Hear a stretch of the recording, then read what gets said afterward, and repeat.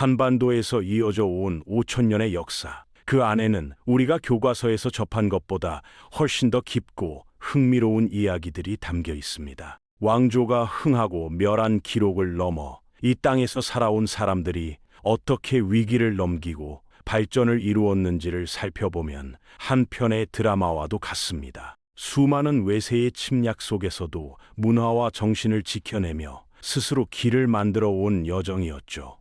오늘은 한국사의 숨겨진 흐름과 의미를 천천히 짚어보려 합니다. 먼저 우리 역사의 출발점부터 살펴보겠습니다. 기원전 2333년에 단군이 고조선을 세웠다고 전해집니다. 하지만 이를 단순한 신화로만 보지 않고 신화적 전승과 역사적 사실이 함께 반영된 것으로 해석하는 시각도 있습니다. 고고학적 발굴 결과를 보면 청동기 시대 한반도에는 이미 상당한 수준의 문명이 존재했다는 증거들이 나오고 있거든요. 특히 비파형 동검과 고인돌 같은 유물들은 당시 이 땅의 사람들이 얼마나 발달된 기술력을 가지고 있었는지를 보여줍니다. 고조선의 실체에 대해 더 깊이 들어가 보면 이 나라는 상당한 영향력을 가진 나라였습니다. 중국의 사마천이 쓴 사기에 따르면 고조선은 중국과 대등하게 외교를 펼칠 정도의 국력을 가지고 있었어요. 특히 위만이 집권한 위만조선 시기에는 철기 문화가 본격적으로 도입되면서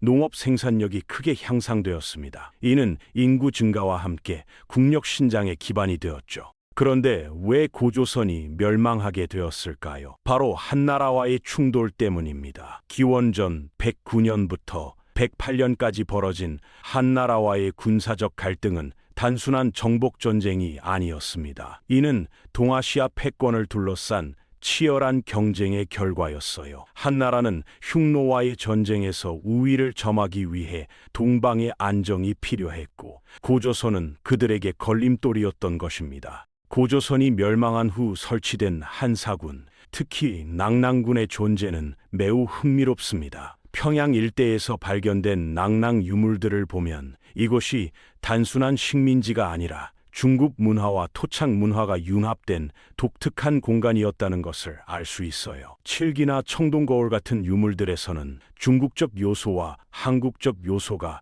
절묘하게 결합되어 있습니다. 이 시기 남쪽에서는 사만이라는 독특한 정치체제가 발달했습니다. 마한, 진한, 변한으로 구성된 이 연맹체들은 각각 다른 특성을 가지고 있었어요. 마한은 농업 중심의 안정된 사회, 진한은 철 생산으로 유명했고, 변한은 해상 교역에 특화되어 있었습니다. 이러한 지역별 특성화는 후에 삼국시대의 기반이 되었죠. 사만 사회의 구조를 더 자세히 살펴보면 이들은 이미 상당히 복잡한 사회 조직을 갖추고 있었습니다. 각 소국마다 독자적인 제사장이 존재했어요. 특히 소도라는 신성한 구역을 두어 죄인도 들어가면 잡지 않는다는 관습이 있었는데, 이는 종교적 권위가 정치적 권력과 분리되어 있었다는 것을 보여줍니다. 삼국시대로 넘어가면서 한반도의 역사는 새로운 전기를 맞게 됩니다. 고구려, 백제, 신라가 각축을 벌이는 이 시대는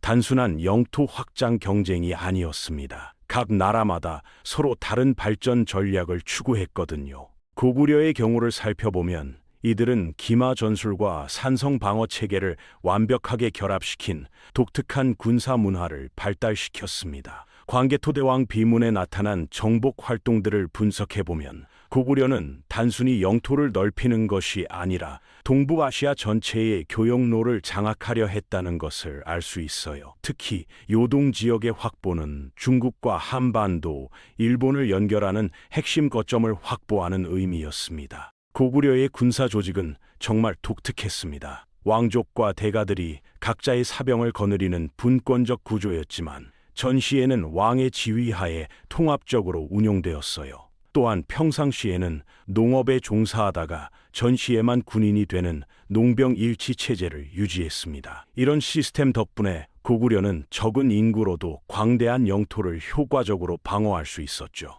백제는 또 다른 전략을 택했습니다. 해상력을 바탕으로 한 원거리 외교가 그것이죠. 백제가 일본의 야마토 정권과 긴밀한 관계를 유지했던 것은 단순한 우호 관계가 아니라 고구려를 견제하기 위한 전략적 동맹이었습니다. 또한 중국 남조와의 교류를 통해 선진 문물을 받아들이면서 문화적 우위를 확보하려 했어요. 백제의 문화적 성취는 정말 놀라웠습니다. 미륵사지 석탑이나 정림사지 5층 석탑 같은 건축물들을 보면 백제인들의 뛰어난 예술적 감각을 느낄 수 있어요. 특히 백제의 미소라고 불리는 서산 마해삼존불의 온화한 표정은 백제인들의 정서를 그대로 담고 있습니다. 이런 문화적 역량은 일본에도 전해져서 아스카 문화의 기반이 되었죠. 신라의 성장 과정은 더욱 흥미롭습니다. 초기에는 가장 변방에 위치했던 신라가 어떻게 최종 승자가 될 수 있었을까요? 바로 골품제라는 독특한 신분제를 통한 사회 통합과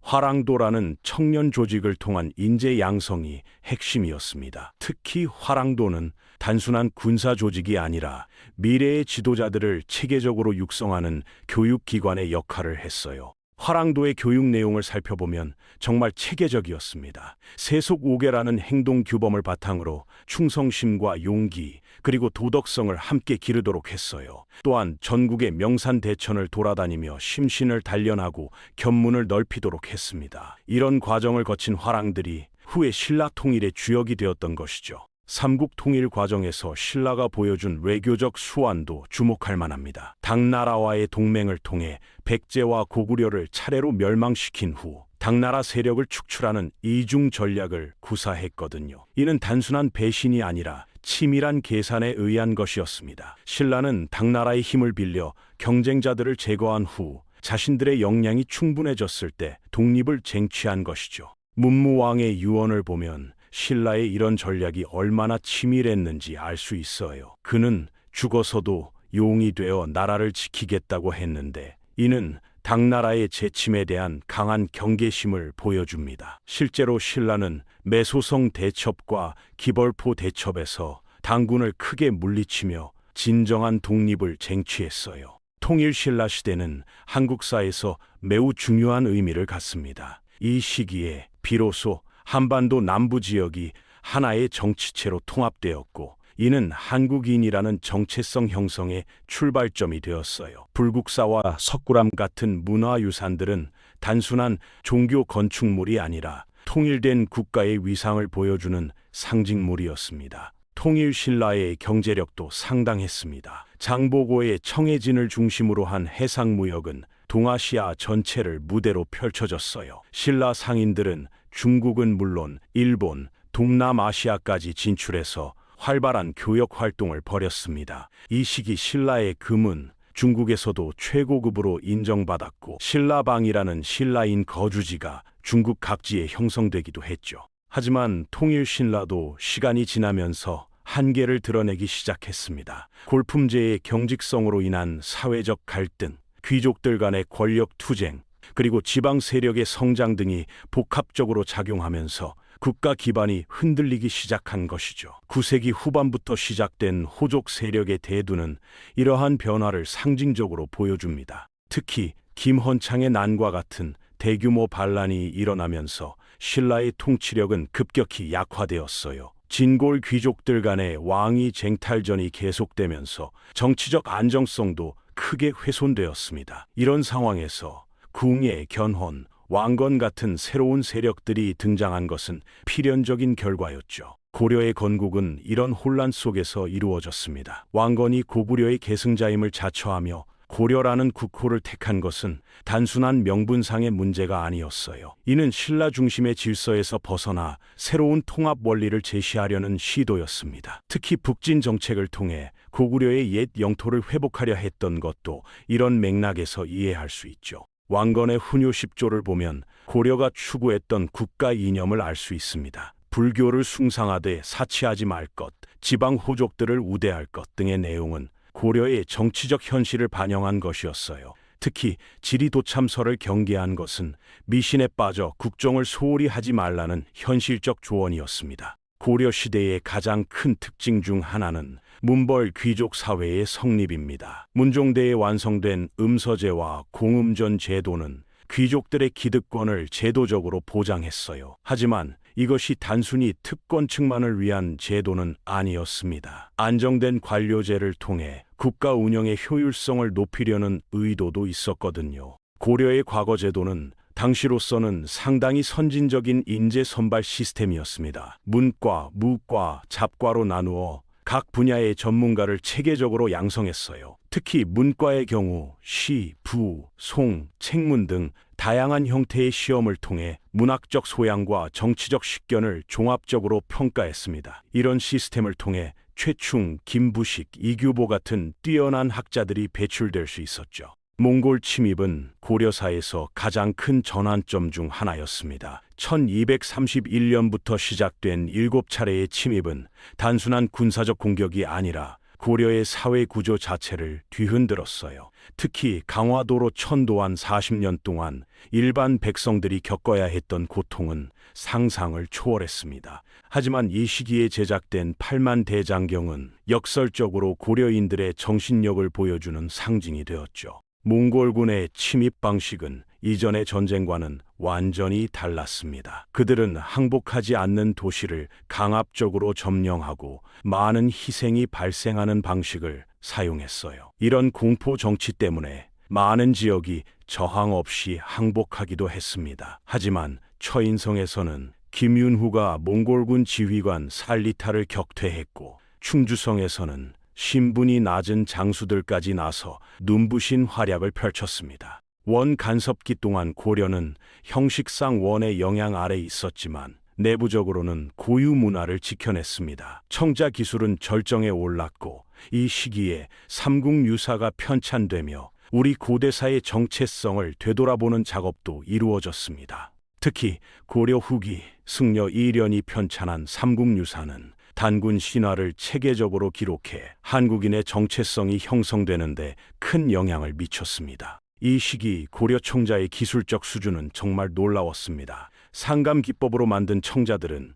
중국에서도 고려 비색이라고 불리며 최고 급품으로 인정받았어요. 특히 청자 상감 운항문 매병이나 청자 철화 포도 동자문 항아리 같은 작품들은 기술적 완성도와 예술적 아름다움을 동시에 보여주는 걸작들입니다. 고려 말의 정치적 혼란은 새로운 변화의 전조였습니다. 외구의 침입으로 인한 사회 불안, 권문세족의 토지 집중, 그리고 신진사대부의 등장 등이 복합적으로 작용하면서 체제 변화의 필요성이 대두되었어요. 이성계의 위화도 회군은 이런 상황에서 나온 필연적 결과였습니다. 공민왕의 개혁 정치는 고려 말 변화의 가능성을 보여준 사례였습니다. 그는 원의 간섭에서 벗어나 자주성을 회복하려 했고, 권문세족의 기득권을 제한하려 했어요. 하지만 기존 세력의 저항과 외구의 침입, 그리고 왕비 노국 대장공주의 죽음 등으로 인해 개혁은 좌절되고 말았습니다. 조선의 건국은 단순한 왕조 교체가 아니라 사회 전반의 대변혁을 의미했습니다. 성리학을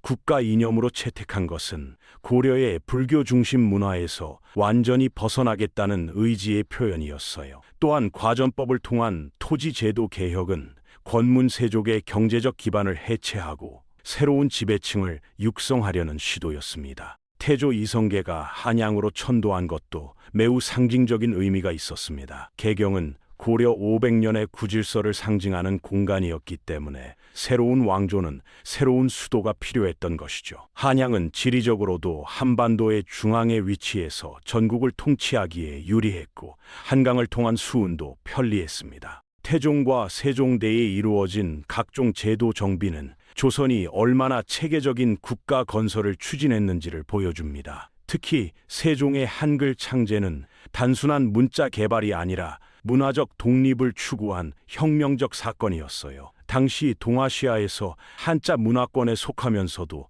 독자적인 문자를 개발한 것은 조선이 유일했습니다. 세종시대의 과학기술 발달도 놀라웠습니다. 장영실이 만든 자경루나 치구기, 앙부일구 같은 발명품들은 당시 세계 최고 수준이었어요. 특히 치구기는 세계 최초의 공식적인 강우량 측정 기구였습니다. 또한 칠정산이나 농사직설 같은 과학 서적들도 편찬해서 실용적인 지식을 보급했죠. 조선 전기의 대외 관계도 매우 흥미롭습니다. 명나라와는 4대 관계를 유지하면서도 실질적으로는 상당한 자율성을 확보했어요. 또한 일본과는 제한적 교역을 통해 경제적 이익을 추구했습니다. 이런 실용적 외교는 조선의 안정과 번영에 크게 기여했죠. 하지만 16세기 말 임진왜란과 정유재란은 조선 사회에 엄청난 충격을 주었습니다. 이 전쟁의 성격을 분석해보면 단순한 조선 정복이 목적이 아니라 일본의 명나라 침입을 위한 통로 확보가 주요 목적이었어요. 하지만 조선의 저항은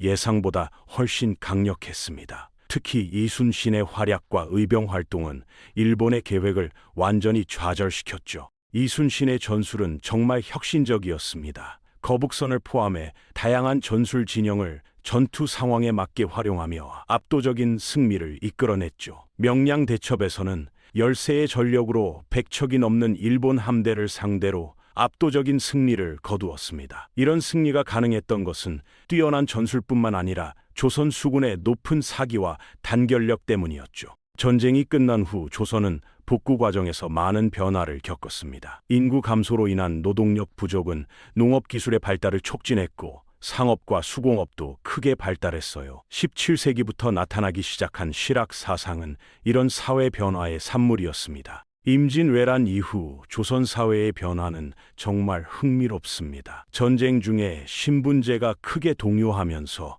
노비들이 해방되는 경우가 많았어요. 또한 의병 활동을 통해 중인층이나 평민 출신들이 사회적 지위를 향상시키기도 했습니다. 이런 변화는 조선 후기 사회구조 변동의 출발점이 되었죠. 정조대에 이르면 조선은 또 다른 전성기를 맞게 됩니다. 규장각의 설치, 수원 화성의 건설, 각종 문화사업의 추진 등은 조선 후기 문화의 절정을 보여줍니다. 특히 정조는 탕평책을 통해 당파 갈등을 완화하고 왕권을 강화하려 했어요. 정조의 개혁 정치는 매우 체계적이었습니다. 규장각을 통해 학문을 진흥시키고 초계 문신제를 통해 젊은 관료들을 재교육했어요. 또한 장용영을 설치해서 왕권을 뒷받침할 군사력을 확보했습니다. 수원 화성의 건설은 이런 개혁 의지를 상징적으로 보여주는 사업이었죠. 하지만 19세기에 들어서면서 조선은 새로운 도전에 직면하게 됩니다. 서구 열강의 아시아 진출이 본격화되면서 전통적인 중화 질서가 흔들리기 시작한 것이죠.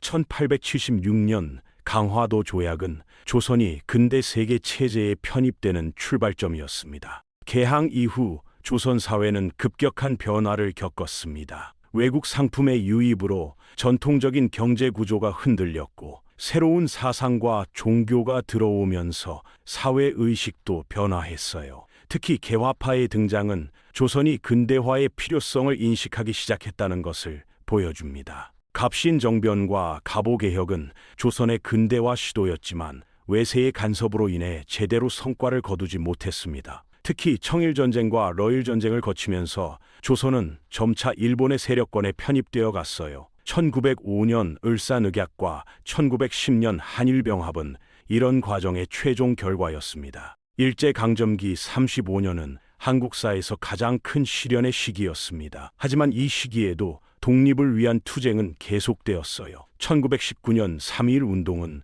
대한민국 독립운동의 전환점이 된 역사적 사건이었습니다. 또한 임시정부의 수립과 무장 독립군의 활동은 광복의 기반을 마련했죠. 1945년 해방은 기쁨과 동시에 새로운 시련의 시작이었습니다. 38선을 경계로 한 분단은 냉전 체제의 산물이었어요. 1948년 남북한에 각각 정부가 수립되면서 분단은 고착화되었습니다. 1950년 한국전쟁은 분단의 비극을 극명하게 보여준 사건이었습니다. 3년간의 전쟁으로 수백만 명의 사상자가 발생했고 한반도는 폐허가 되었어요. 하지만 이 전쟁을 통해 대한민국의 정치 체제가 안정적으로 정립되는 계기가 되었습니다. 전후 복구 과정에서 대한민국은 놀라운 발전을 이루었습니다. 1960년대부터 시작된 경제 개발은 한강의 기적이라 불릴 정도로 성공적이었어요. 농업 국가에서 공업 국가로 다시 첨단 기술 국가로 발전하는 과정은